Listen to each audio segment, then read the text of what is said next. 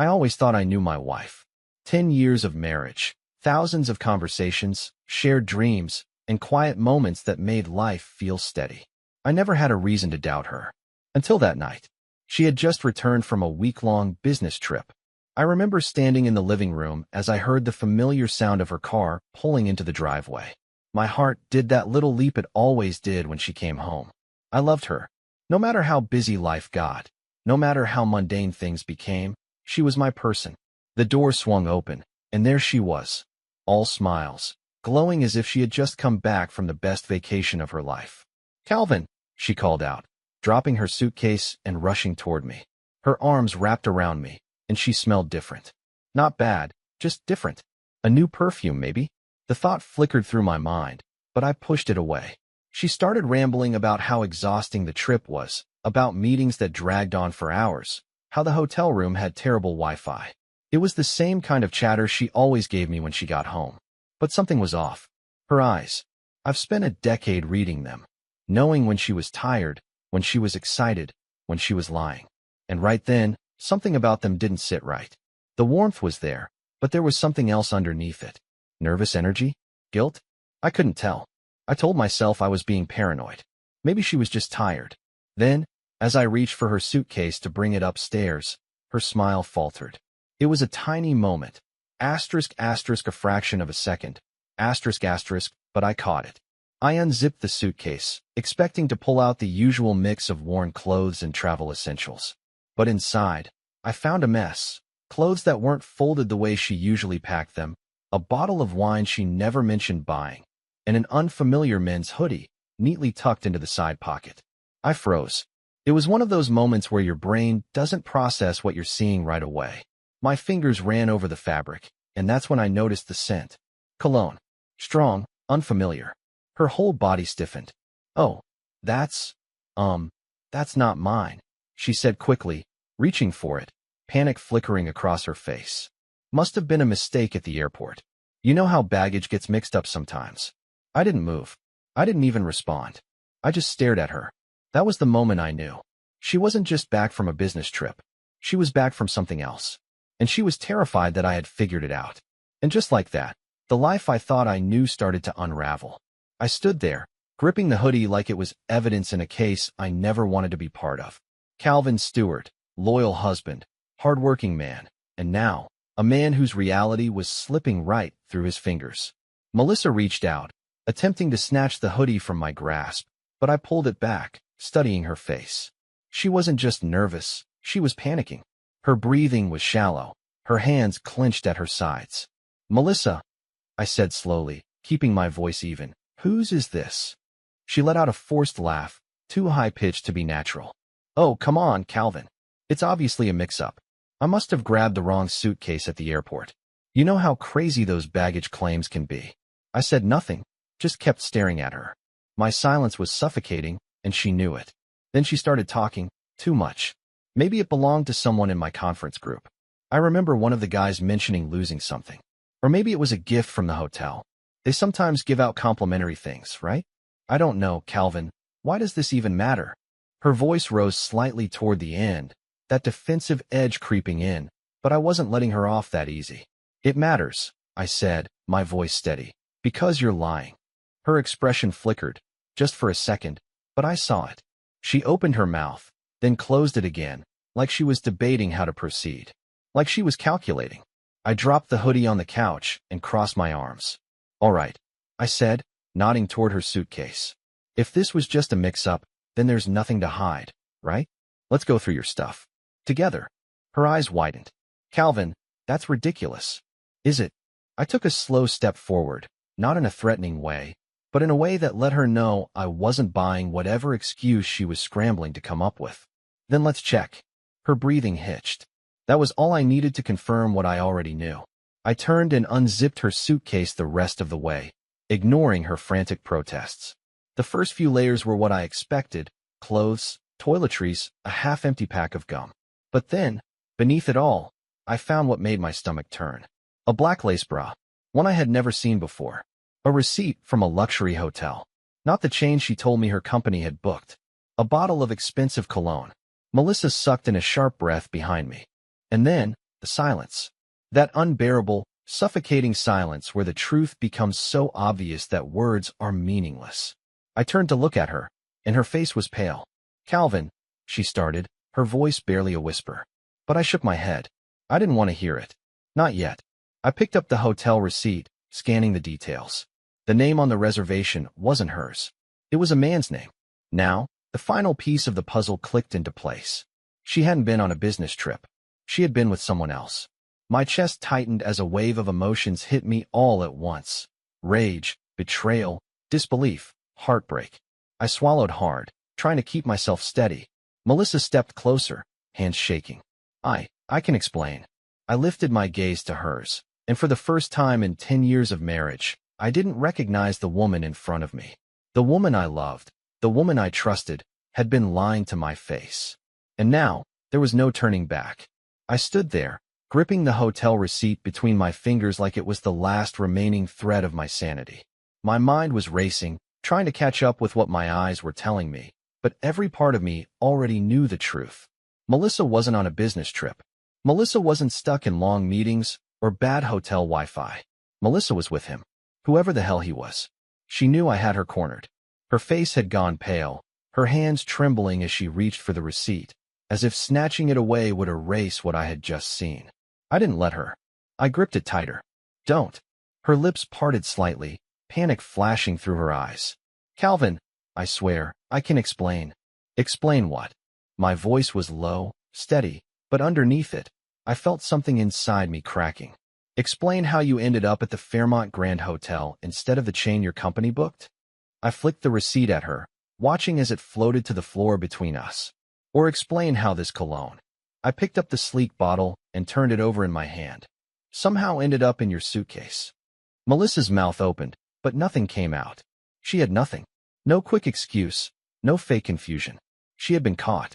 I watched her chest rise and fall as she fought for something, anything, to salvage this moment, to salvage the lie. But there was nothing left to salvage. I turned and walked toward the dining table, gripping the back of one of the chairs. I needed something to hold on to. I needed to steady myself because if I let go, I might fall apart right there in front of her. Behind me, I heard her shaky exhale. "Calvin," she tried again, her voice softer now, more careful. Like I was the one who needed calming down. "It's not what you think." I let out a short, humorless laugh. "Then tell me, Melissa," I said, turning to face her. "What exactly am I thinking?" She hesitated. And that hesitation? It was all I needed.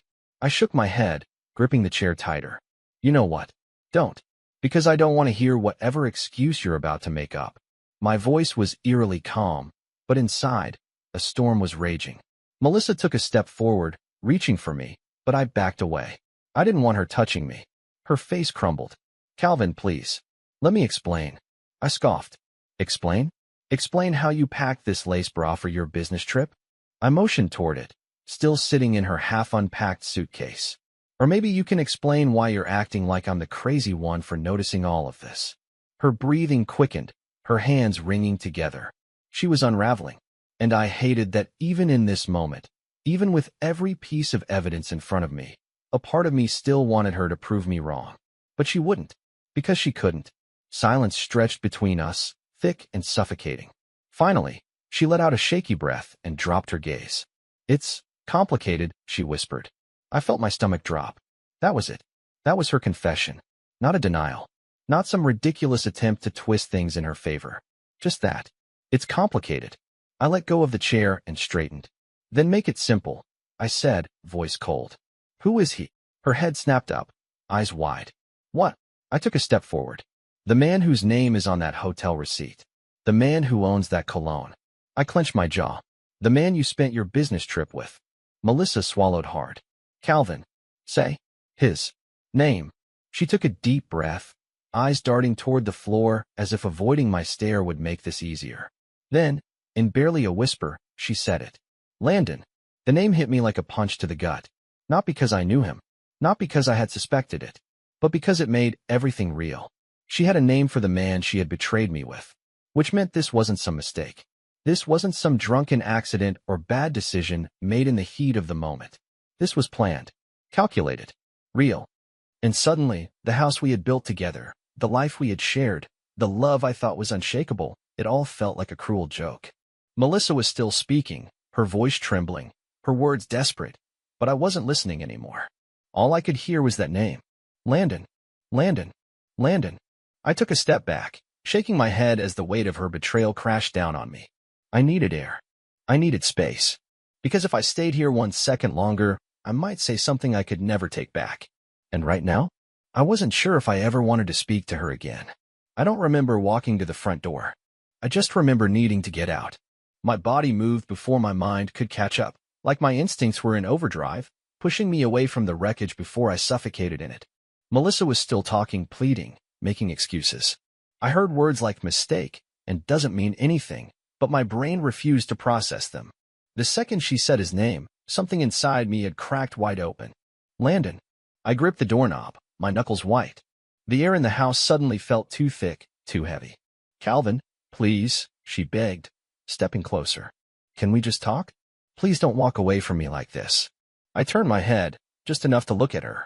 Her face was pale, her lips slightly parted, her hands clasped together in front of her chest like she was praying for me to just listen. I did, and I hated every second of it. Because for the first time in 10 years, I saw her for who she really was. A liar. A coward.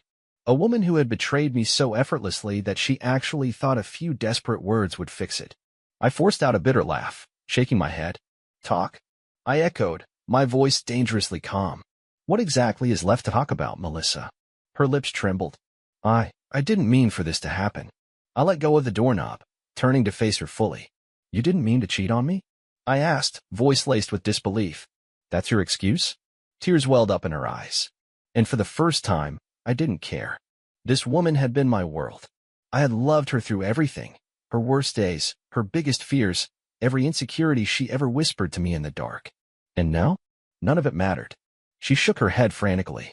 It's not what you think. I stepped closer, cutting her off. Melissa, let me ask you something, I said, my voice eerily steady. When you were lying in that hotel bed with him, did you think about me at all? She inhaled sharply. I tilted my head. When you packed your bags for this business trip, when you picked out that lingerie, when you made dinner reservations at some expensive restaurant with him, did you ever stop and think about what this would do to me? Her face crumbled. I took another step forward. When you kissed him, when you let him touch you, did you even hesitate? Her lower lip quivered. She looked like she wanted to disappear, like the walls were closing in on her. Good, because that's exactly how I felt. Calvin, she whispered, a single tear slipping down her cheek. I exhaled slowly, feeling the weight of my own words settle over me. I wasn't even angry anymore. I was just exhausted.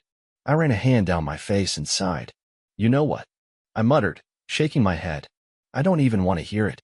I don't care anymore, Melissa. Her whole body stiffened. And that's when I saw it, true fear. Not fear of losing me. Not fear of what she had done. Fear of what came next. Because she had made her choice. And now? She had to live with it. I turned, grabbed my keys off the table, and walked out the front door without another word. The night air hit me like a slap to the face, cold and sharp, but it wasn't enough to clear my head. Nothing was. I got into my car, gripping the steering wheel so tight my fingers ached. I could still see the glow from our living room window, still picture Melissa standing there, probably crying, probably panicking about what I was going to do next. I had no idea myself. I could barely think straight. My entire life had shifted in the span of a single night, and now I was just sitting here, drowning in the wreckage, gasping for air. I thought about driving, just picking a direction and going as far as the road would take me. But I had nowhere to go, no one to call, because my home wasn't my home anymore. And my wife? She wasn't my wife anymore. My vision blurred for a second, and I realized I was shaking. Not from anger, not from the cold, but from the sheer weight of it all. The betrayal, the lies, the years I would never get back. I took a deep breath, gripping the wheel even tighter. I had to get a grip. I wasn't the kind of man who broke down. I wasn't the kind of man who let other people take control of his life. And I sure as hell wasn't going to let Melissa's mistake define me. I pulled out my phone and scrolled through my contacts, hovering over names that felt foreign now. Who could I even talk to? Who would even understand? Then, my thumb landed on a name I hadn't thought about in a long time. Nash. A childhood friend. Someone who had been there long before Melissa had entered my life. We had drifted apart over the years, marriage, careers, life. But if there was anyone I could trust to be brutally honest with me, it was him. I hesitated for only a second before hitting call. It rang 3 times before a groggy voice answered. Cal? I let out a shaky breath. Hey, man. A beat of silence. Then, it's been a while. Yeah. My throat tightened. Listen, Nash. I need a place to crash for a bit. That woke him up fast. Wait, what happened? I ran a hand through my hair, staring out at the empty street. Melissa happened. Another pause. Then, sharp understanding. Say no more, Nash said, his voice suddenly firm. Come over. I'll unlock the door. I closed my eyes for a second, relief and heartbreak crashing into me all at once. Thanks, man, I muttered before hanging up. Then, without looking back at the house that no longer felt like mine, I put the car in drive and left. I drove in silence, gripping the steering wheel like it was the only thing keeping me grounded. The streetlights blurred past me, each one flickering through my windshield, casting shadows across the dashboard.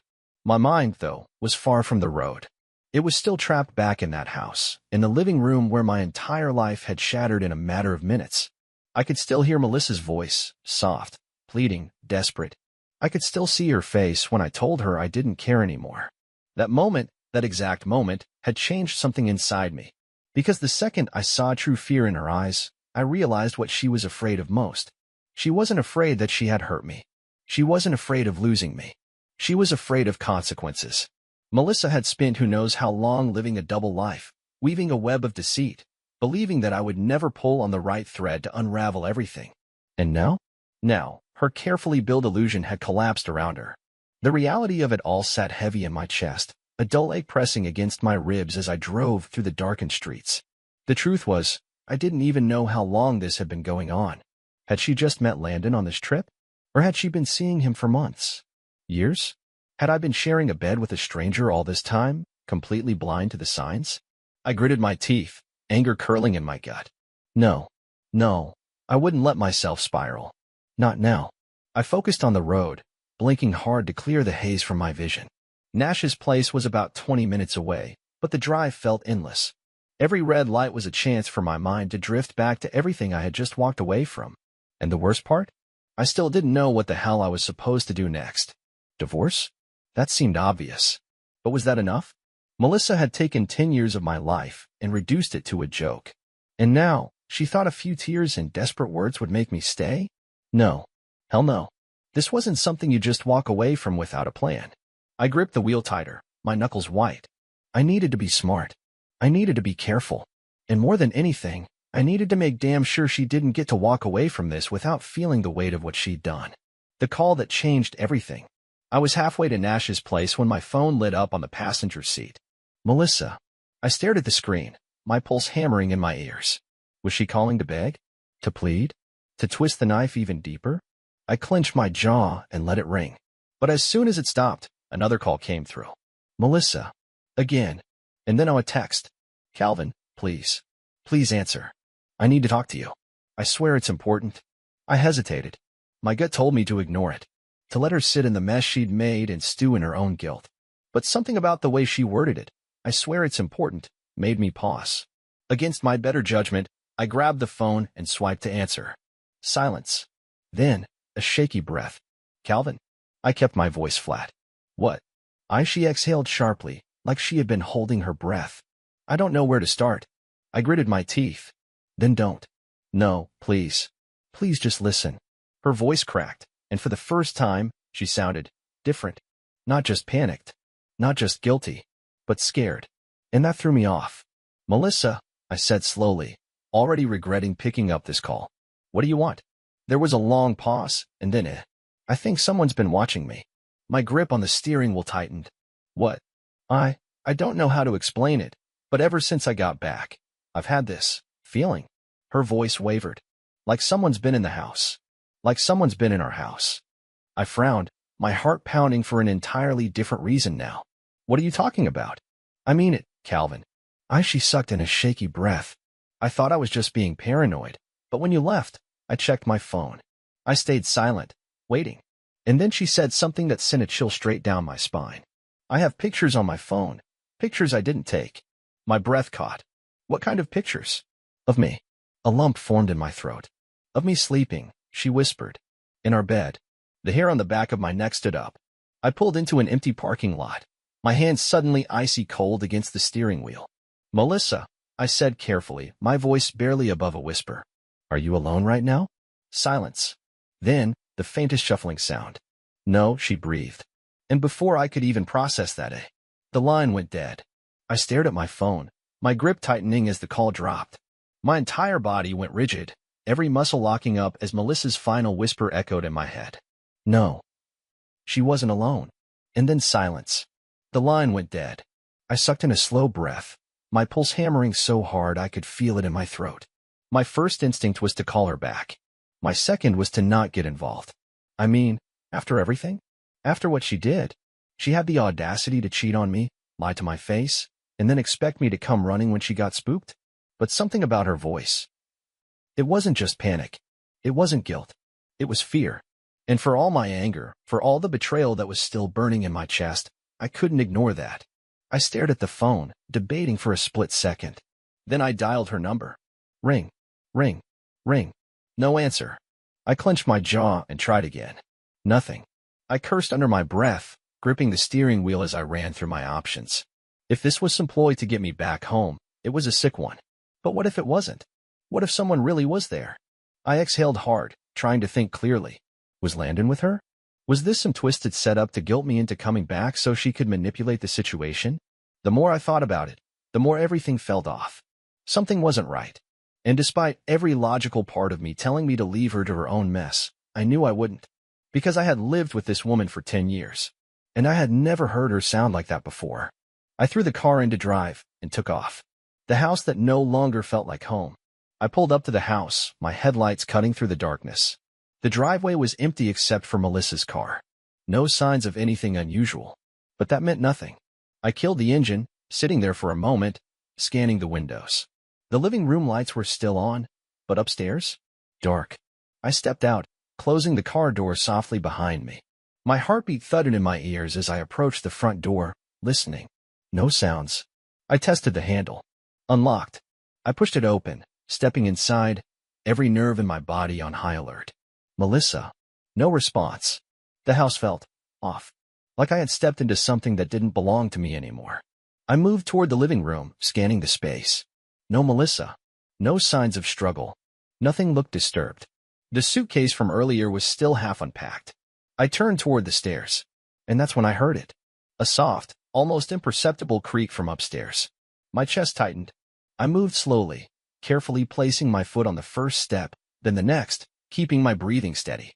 Halfway up, I heard it again. A shuffle. A breath. Someone was up there.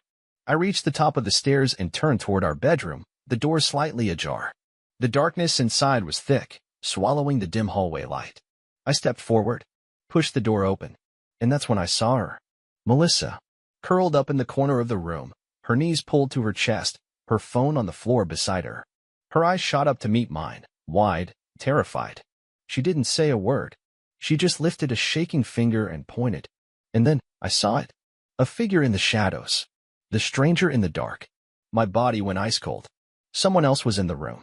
I could barely make out the shape, a dark figure standing near the closet, motionless, watching us.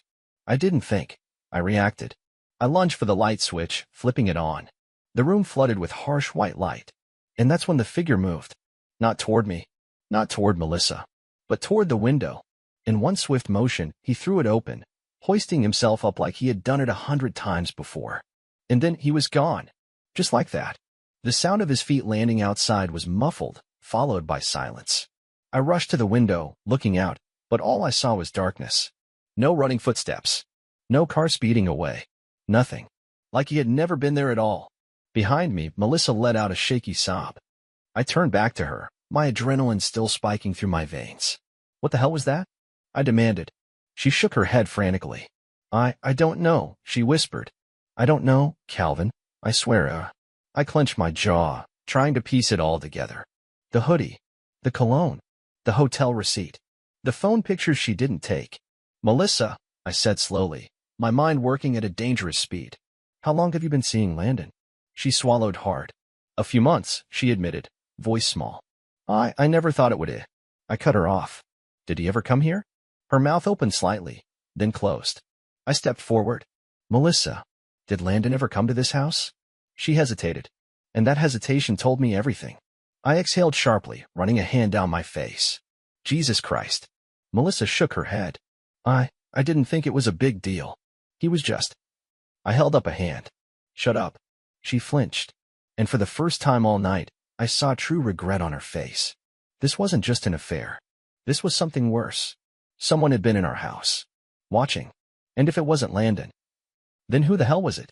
I stood there, staring at Melissa, heart hammering in my chest. Everything had shifted. Everything. Her affair? That was one thing. But now? Now there was something else at play. Someone had been in our house, watching. I took a slow, deep breath, my mind racing. Melissa, I said, voice low, steady, demanding. Tell me, did Landon ever come here? She hesitated again, and that hesitation told me everything. My stomach turned. How many times? I pressed, stepping closer. How many times has he been in my house, Melissa? Tears welled in her eyes. I don't know, she whispered. A few. I exhaled sharply, running a hand down my face. Unbelievable. She had been bringing him here, into our home. The home I paid for. The home where I built my life. The home where I had loved her. Something inside me shifted. A final, irreversible snap. I was done. Done feeling betrayed. Done feeling hurt. Done feeling like a fool. Because at that moment, something finally hit me, something I should have realized from the start. Melissa was not my problem anymore. I straightened, feeling a strange sense of clarity wash over me. All right, I said simply, voice eerily calm. Melissa blinked. What? I gestured around the room. This mess? It's yours now. Her face fell. I don't care about Landon, I continued. I don't care how long this has been going on. I don't care about your lies, your guilt, or whatever excuse you're about to throw at me. I exhaled slowly, because I'm done. Tears spilled over onto her cheeks. Calvin, please. I laughed. Actually laughed. A sharp, humorless sound. No, Melissa. You don't get to please me anymore. I turned toward the door, my heart beating lighter, freer than it had in weeks. Where are you going? She asked, voice desperate. I glanced over my shoulder. To start my life. Her expression crumbled. Calvin. But I didn't wait. I walked out, leaving her in the mess she created, rebuilding from the ashes. I stayed at Nash's place that night. We sat on his back porch with a couple of beers, staring at the stars like we used to when we were kids. You know what the best part is? I said after a long sip. Nash smirked. You're finally free? I grinned. Hell yes. And I was. Over the next few months, everything changed. The divorce? Quick and painless. Turns out, Melissa's affair was easy to prove. The house? Sold. I took my share of the money and moved into a place that was truly mine. Melissa? Landon didn't stick around. Turns out, mistresses don't make great wives. She tried to contact me, apologizing, begging for another chance. I never responded. Instead, I focused on me. I went to the gym. I traveled. I spent time with friends I had neglected during my marriage. I rediscovered myself. And then, one day, I met someone new. It wasn't love at first sight. It wasn't some fairy tale. But it was real. And real was all I ever wanted. Final words. Looking back, I realize now Melissa's betrayal was the best thing that ever happened to me. Because she didn't just break my heart. She set me free. And that was the best revenge of all.